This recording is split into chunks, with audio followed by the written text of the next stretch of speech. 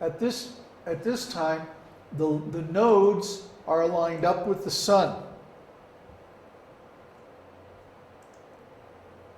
You see, geometrically, here are the nodes. They're lined up with the sun. And when the new moon happens, it can cross right in front of the sun.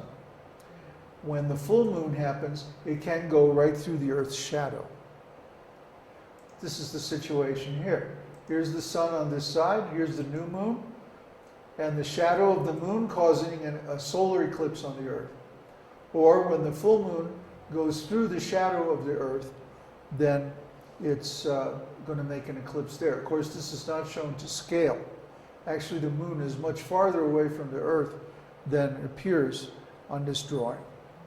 So this drawing is made for convenience, not accuracy, just to show the concept. Actually, it's the Earth's shadow is much smaller at the distance that the moon is really away from the Earth. So it's very rare that the moon actually goes through the Earth's shadow. Everything has to line up just right, especially for a solar eclipse. That's why there's more than twice as many lunar eclipses as there are solar eclipses. All these diagrams are in the online course. If you look at the Astronomy for Jyotishis course, all these diagrams are there. And the next diagrams are also in the Vedic Calendar course. Let's take a look at the Vedic Calendar again. First, let's look at the seasons. There are 6 seasons in the Vedic conception. The rainy season, Varsha Ritu, the autumn season, Sharada Ritu, the winter season called Hemanta Ritu, the wet cold called Shirsha Ritu, spring or Vasanta Ritu, and summer Grishma or Ushna Ritu. Okay? These happen by the motions of the sun. When the sun is moving towards the south, we have these 3 seasons. And when the sun is moving towards the north, we have the other 3 seasons. So Uttarayana is when the sun is moving towards the south, between the summer solstice and the winter solstice. Dakshinayana is when the sun is moving towards the north, between the winter solstice and the summer solstice. Remember, we went over the solstices last time. Okay? And here we see the sun signs. Karkata is Cancer, Singha is Leo, Kanya is the Virgin, Virgo, Tula is Libra, Vrishtika is Scorpio, Dhanu is Sagittarius, Makara is Capricorn, Kumbha is Aquarius. Whoops, Pisces. I should have put Meena. Meena is Pisces, Mesha is Aries, Vrishabha is Taurus, Mithuna is Gemini. And these are the lords of the season. Chandra, or the moon, is the lord of the rainy season. Buddha, or Mercury, is the lord of the autumn season. Guru, or Jupiter, is the lord of the dry winter season, Hemanta. And Shani, or Saturn, is the lord of the wet winter season, Shishira. Shukra, or Venus, is the lord of the spring season, naturally, Vasanta.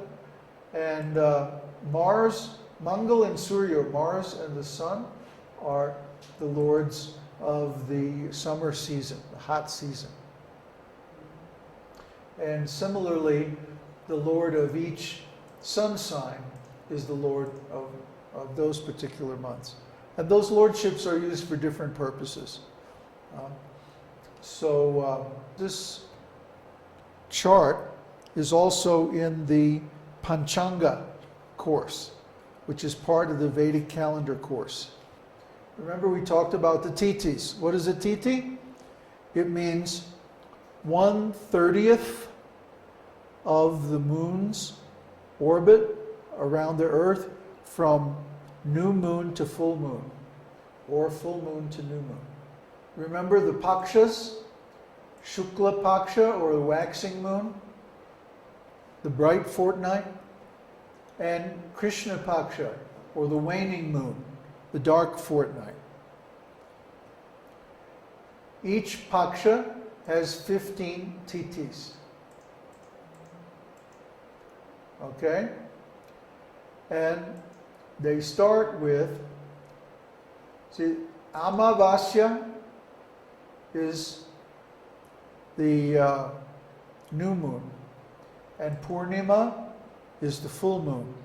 So each paksha starts from the day after the full moon or the new moon, and then they go up through all the days until full moon is the end of the Shukla paksha, and Amavasya is the end of the Krishna paksha. Now the days of, or the titis rather, not the days. I always get them confused myself. Titis, pratipat means the beginning. Dvitiya means 2, Tritiya means the 3rd, Chaturthi means the 4th, Panchami means 5th, Sakshi means 6th, Saptami means 7th, Ashtami means 8, Navami means 9, Dashami means 10, Ekadashi means the 11th, Dvadashi means the 12th, Triyodashi means the 13th, Chaturdashi means the 14th, and then Purnima or Amavasya means either the full moon or the new moon. And of course, each of these days also has a lord. Depending on what day a person is born on, there are different readings calculated, and we'll go over these when we start working our way through Brihad Parashara or a Shastra. What is the length of a titi? A titi's length can vary as far as the amount of time. It can vary from about 18 hours to about 26 hours, depending on the motions of the sun and the moon. The sun and the moon sometimes move faster and sometimes move slower. So if a lunar month,